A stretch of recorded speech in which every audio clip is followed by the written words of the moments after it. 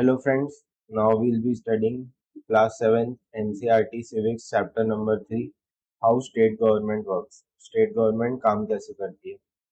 The members of legislative assembly are elected by the people. तो जो legislative assembly होती है, जो विधानसभा होती है, उसके सदस्य जो हैं वो जनता चुनती है. They then become the members of legislative assembly and also form the government. यही मेंबर्स जो हैं जो लेजिस्लेटिव असेंबली के मेंबर्स बनते हैं और ये गवर्नमेंट बनाते हैं. In this way we say that MLAs represent the people. इसी तरह से हम कहते हैं कि एमएलए जो होते हैं, चूंकि जनता उनको चुनती है तो वो लोगों को रिप्रेजेंट करते हैं. Every state in India has a legislative assembly. Bharat के हर प्रदेश में एक लेजिस्लेटिव असेंबली है. Each state is divided into different areas और कॉन्स्टिट्यूएंसीज. हर स्टेट जो है अलग अलग एरियाज में, अलग अलग इलाकों में या अलग अलग कंस्टिट्यूएंसीज में डिवाइड होता है. तो नीचे के एग्जांपल में देखते हैं. It shows that the state of Himachal Pradesh is divided into 68 assembly constituencies. तो हिमाचल प्रदेश, उदाहरण के लिए जो हिमाचल प्रदेश है वो 68 असेंबली कंस्टिट्यूएंसीज में डिवाइडेड है. From each constituency, the people elect one representative who then becomes a member of legislative assembly. तो हर कंस्टिट्यूएंसी से एक रिप्रेजेंटेटिव जो है वो इलेक्ट होते हैं, जो कि लेजिस्लेटिव असेंबली यानी विधानसभा के सदस्य बनते हैं और इनको विधायक कहा जाता है. You would have noticed that people stand for elections in the name of different parties. These MLAs therefore belong to different political parties. तो आपने देखा होगा कि ये जो लोग चुनाव के लिए खड़े होते हैं, ये अलग अलग पॉलिटिकल पार्टीज से खड़े होते हैं. तो ये अलग अलग पॉलिटिकल पार्टीज को बिलोंग करते हैं. जैसे इंडिया में कुछ फेमस पॉलिटिकल पार्टीज है, बीजेपी, कांग्रेस. तो जो भी मेंबर बीजेपी से खड़ा होता है वो बीजेपी का सदस्य होता है. जो कांग्रेस से खड़ा होता है वो कांग्रेस का सदस्य होता है. How do people who are MLAs become ministers or chief ministers? A political parties whose MLAs have won more than half the number of constituencies in a state can be said to be in a majority. तो अब ये जो MLAs elect हुए हैं, ये जो विधायक elect हुए हैं, ये मंत्री या मुख्यमंत्री, मिनिस्टर्स और चीफ मिनिस्टर्स कैसे बनते हैं? तो कोई भी पॉलिटिकल पार्टी जिसके मेंबर्स जो हैं उन्होंने मेजॉरिटी कॉन्स्टिट्यूएंसीज में इलेक्ट हुए हैं, वो एमएलएज जो हैं मिनिस्टर या चीफ मिनिस्टर बन सकते हैं. The political party that has the majority is called the ruling party and all other members are called the opposition. तो वो पार्टी जिसने मेजॉरिटी बनाई है उसको रूलिंग पार्टी कहा जाता है और हर दूसरी पार्टी को अपोजिशन कहा जाता है. For example, the legislative assembly of state of Himachal Pradesh है 68 एमएलए कंस्टिट्यूएंसीज. उदाहरण के लिए हिमाचल प्रदेश के राज्य में जो लेजिस्लेटिव असेंबली है उसमें 68 एमएलए कंस्टिट्यूएंसी है. इस फिगर में हम देख रहे हैं results of assembly election in Himachal Pradesh in 2017. 2017 में जो हिमाचल प्रदेश में असेंबली इलेक्शन हुए थे उसके कुछ रिजल्ट्स देखें. इसमें भारतीय जनता पार्टी से 44 यानी 44 एमएलए इलेक्ट हुए. इंडियन नेशनल कांग्रेस से 21 एमएलए इलेक्ट हुए. कम्युनिस्ट पार्टी ऑफ इंडिया से 1 एमएलए और इंडिपेंडेंट से 2, और इनका टोटल करते हैं तो हो जाते हैं 68. तो इसमें से हम देख रहे हैं कि 68 का हाफ जो होता है वो होता है 34. तो 34 से ज़्यादा सीट जिस भी पॉलिटिकल पार्टी के पास है वो मेजॉरिटी बनाती है.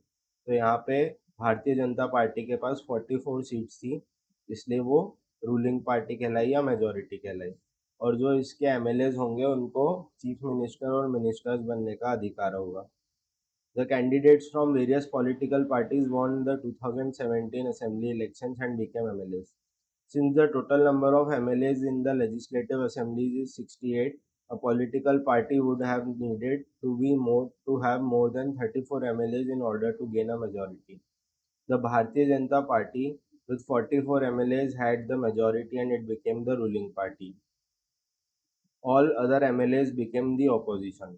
तो 44 MLAs के साथ भारतीय जनता पार्टी जो है 2017 चुनाव में हिमाचल प्रदेश में मेजॉरिटी बनी और हर दूसरी पार्टी जो है वो अपोजिशन बनी। In this case Indian National Congress was major opposition party since it had the largest number of MLAs after BJP. इस केस में जो है मेजर अपोजिंग पार्टी जो बनी वो बनी इंडियन नेशनल कांग्रेस, जिसके पास बीजेपी के बाद सबसे ज़्यादा नंबर में एमएलएज थे। Among the opposition were other parties including those who had been elected as independent candidates. Opposition में कुछ ऐसी पार्टी भी थी जिनके मेंबर एमएलए बने, और इनके अलावा जो इंडिपेंडेंट कैंडिडेट थे जो किसी मेजर पार्टी से वास्ता नहीं रखते थे, वो भी अपोजिशन कहलाए गए। After the elections the MLAs belonging to the ruling party will elect their leader who will become the chief minister. तो इलेक्शन के बाद जो रूलिंग पार्टी है उसके एमएलए जो हैं आपस में अपना लीडर डिसाइड करेंगे जो कि चीफ मिनिस्टर बनेंगे। In this case the BJP MLA chose Shri Jairam Thakur as their leader and he became the chief minister. तो इस केस में बीजेपी के एमएलए ने श्री जयराम ठाकुर को अपना लीडर चुना और वो चीफ मिनिस्टर बने। The chief minister then selects other people as ministers. तो चीफ मिनिस्टर जो हैं वो बाकी एमएलए में से अपने मिनिस्टर्स चुनते हैं। After the election it is the governor of the state who appoints the chief minister and other ministers. Election के बाद जो है स्टेट के गवर्नर हैं जो कि चीफ मिनिस्टर और दूसरे मिनिस्टर्स को अपॉइंट करते हैं। The head of state is the governor. He is appointed by the central government to ensure that the state government works within the rules and regulations of the constitutions. अपने find out the name of governor of your state। तो जो state के head होते हैं वो governor होते हैं। Governor जो है वो सेंट्रल गवर्नमेंट द्वारा अपॉइंट किए जाते हैं और वो ये देखते हैं कि स्टेट गवर्नमेंट जो है वो कॉन्स्टिट्यूशन के रूल्स और रेगुलेशंस के हिसाब से चले। आप अपने स्टेट के गवर्नर को भी का नाम भी पता कर सकते हैं। At times the ruling party may not be a single party but a group of parties working together. This is called a coalition. तो कभी कभी ऐसा होता है कि इलेक्शंस में किसी सिंगल पार्टी को मेजॉरिटी नहीं मिलती। इस केस में ऐसा भी हो सकता है कि दो या दो से ज़्यादा पार्टी मिलकर गवर्नमेंट बनाए। ऐसी सरकार को कोलिशन गवर्नमेंट कहते हैं। The chief minister and other ministers have the responsibility of running various government departments or ministries. They have separate offices. तो जो चीफ मिनिस्टर यानी मुख्यमंत्री होते हैं और जो दूसरे मंत्री होते हैं उनको सरकार के अलग अलग विभाग चलाने की जिम्मेदारी मिलती है या मिनिस्ट्रीज चलाने की जिम्मेदारी मिलती है, और इन सब के ऑफिस जो होते हैं वो अलग अलग जगह होते हैं। A legislative assembly is a place where all the MLAs, whether from the ruling party or from the opposition, meet to discuss various things. तो लेजिस्लेटिव असेंबली यानी कि विधानसभा जो है वो एक ऐसी जगह है जहाँ पे रूलिंग पार्टी के लोग और ऑपोजिशन के लोग भी इकट्ठा होके अलग अलग मुद्दों पे चर्चा करते हैं। Hence some MLAs have dual responsibilities, one as an MLA and other as the minister। तो एमएलए यानी कि जो विधायक होते हैं कभी कभी उनकी डुअल रिस्पॉन्सिबिलिटी भी होती है। पहली एक विधायक के तौर पे, दूसरी एक मंत्री के तौर पे। In the assembly MLAs can express their opinions and ask questions related to the issue और give suggestions about what should be done by the government. तो जो विधानसभा होती है इसमें अलग अलग एमएलए जो हैं, अलग अलग विधायक जो हैं वो अपने विचार रख सकते हैं और सलाह मशवरा कर सकते हैं और सुझाव दे सकते हैं कि सरकार किस तरह से काम कर रही है और उसको किस तरह से काम करना चाहिए। Those who wish to can respond to this. The minister then replies to the questions and tries to assure the assembly that adequate steps are being taken। तो जब विधानसभा में जो है प्रश्न उठाए जाते हैं तो जो भी विधानसभा का सदस्य चाहे उसके ऊपर कुछ टिप्पणी कर सकता है, और जिनसे भी ये सवाल पूछे गए हैं वो इन सवालों के जवाब देते हैं और ये अश्योर करते हैं कि समस्याओं को लेकर सही कदम उठाए जा रहे हैं। The chief minister and other ministers have to take decisions and run the government. तो जो मुख्यमंत्री होते हैं और दूसरे मंत्री होते हैं उन सभी को निर्णय लेने का अधिकार होता है और सरकार चलाने का अधिकार होता है। We usually hear about them or see them in the news channels or in the papers. तो हम इन मंत्रियों के बारे में अक्सर न्यूज़ चैनल में देखते हैं और अखबारों में देखते हैं. However, whatever decisions are being taken have to be approved by the members of legislative assembly.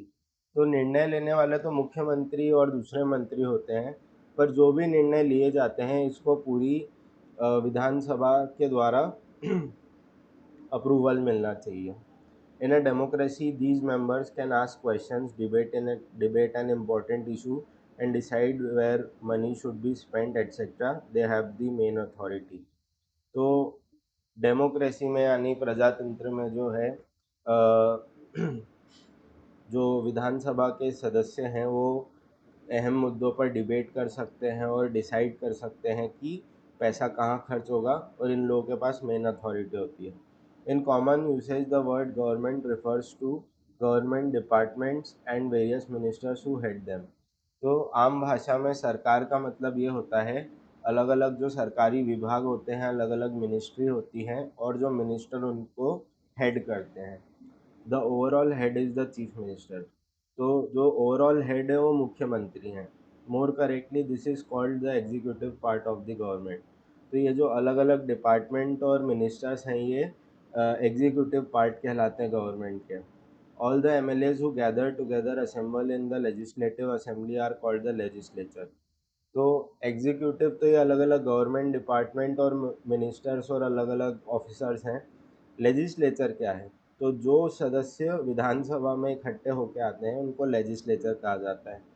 They are the ones who authorise and supervise their work. तो यही सदस्य हैं जो कि ऑथराइज करते हैं इन कामों को और सुपरवाइज करते हैं. As we saw in the earlier section, it is from among them that the head of executive और चीफ मिनिस्टर इज फाउंड. तो जैसे कि हमने पहले भी देखा कि एमएलएस के बीच में से ही जो है एग्जीक्यूटिव का हेड यानी कि चीफ मिनिस्टर चुना जाता है.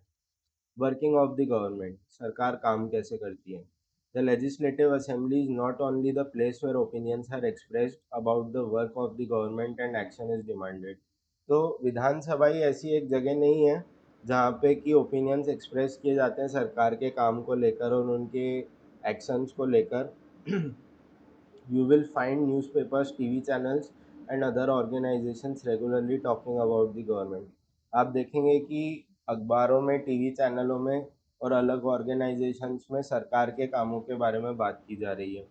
In a democracy, there are various ways through which people express their views and also take action. तो प्रजातंत्र में जो है और भी कई दूसरे तरीके हैं जिससे लोग अपने विचार और मतभेद एक्सप्रेस करते हैं और निर्णय लेते हैं. The people in power like the chief minister and ministers have to take action. और इन्हीं सब विचारों के ऊपर जो है मुख्यमंत्री और अन्य दूसरे मंत्रियों को निर्णय लेने होते हैं. They do so through various departments like Public Works Department, the Agriculture Department, the Health Department, the Education Department and so on. तो ये जो मंत्री और मुख्यमंत्री हैं ये निर्णय लेते हैं अलग अलग विभागों के ज़रिए. Public works department, agriculture department, health department, education department और अलग अलग और भी अलग डिपार्टमेंट्स होते हैं. They also have to answer the question that are asked in legislative assembly and convince people asking the question that proper steps are being taken. तो जो मुख्यमंत्री और अन्य मंत्री होते हैं इन सभी को लेजिस्लेटिव असेंबली यानी कि विधानसभा में पूछे जाने वाले सभी सवालों के जवाब देने होते हैं और लोगों को कन्विंस करना पड़ता है कि सभी मुद्दों के ऊपर सही तरीके से काम किया जा रहा है. At the same time newspapers and media widely discuss the issue and government has to respond, for example by holding press conferences. तो साथ में ही अलग अलग अखबार और मीडिया जो होते हैं वो बहुत वाइडली इश्यूज़ को डिस्कस करते हैं और सरकार को इनका जवाब देना पड़ता है और ये जवाब देने के लिए वो अलग अलग प्रेस कॉन्फ्रेंसेस करते हैं. The government can also decide to make new laws for the state regarding sanitation and health facilities. सरकार जो है अलग अलग सुविधाओं को लेके नियम बनाती है, उसमें से एक आता है सैनिटेशन और हेल्थ फैसिलिटीज़. अब वो इनको यदि सैनिटेशन और हेल्थ फैसिलिटीज़ को उनको कुछ निर्णय लेना है तो कैसे लेंगे, उसका एक उदाहरण है नीचे। For example it may make it compulsory for municipal corporations to ensure that there are adequate toilets in every urban area. तो उदाहरण के लिए जो है, सरकार को यदि सैनिटेशन और हेल्थ फैसिलिटीज़ पर कुछ निर्णय लेना है तो म्युनिसिपल अलग अलग म्युनिसिपल कॉरपोरेशंस को कंपलसरी कर सकते हैं कि अर्बन एरिया में जो है पर्याप्त मात्रा में टॉयलेट्स होने चाहिए। इट में also ensure that a health worker is appointed in every village. तो सरकार ये इंश्योर कर सकती है कि हर गांव में कम से कम एक हेल्थ वर्कर तो होना ही चाहिए। This act of making laws on certain issues is done in legislative assembly of each state.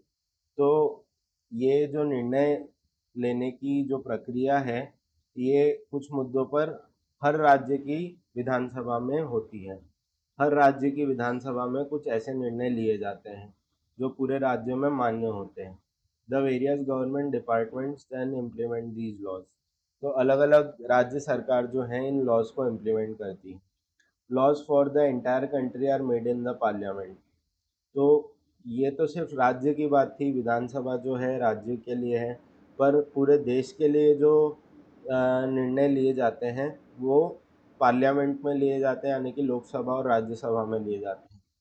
In a democracy, it is the people who elect their representatives as member of legislative assembly, and thus it is the people who have the main authority. तो प्रजातंत्र में जो है जो MLA होते हैं, जो विधायक होते हैं और भी जो रिप्रेजेंटेटिव्स होते हैं उनको जनता ही चुनती है। तो इसका अर्थ ये निकलता है कि जो मेन पावर है वो जनता के हाथ में ही रहता है। The ruling party members then form the government and some members are appointed ministers। और जो रूलिंग पार्टी बनती है वो गवर्नमेंट बनाती है और उसके कुछ सदस्य जो हैं उनको मंत्री पद मिलता है। These ministers are in charge of various departments of the government such as health in above example। तो ये जो मंत्री बनते हैं ये अलग अलग विभागों को संभालते हैं सरकार के, जैसे कि स्वास्थ्य विभाग। Whatever work is done by these departments has to be approved by the members of legislative assembly। तो जो भी काम ये मंत्रालय करते हैं इनको लेजिस्लेटिव असेंबली यानी विधानसभा के सदस्यों के द्वारा स्वीकार्यता मिलनी चाहिए। Thanks a lot for watching.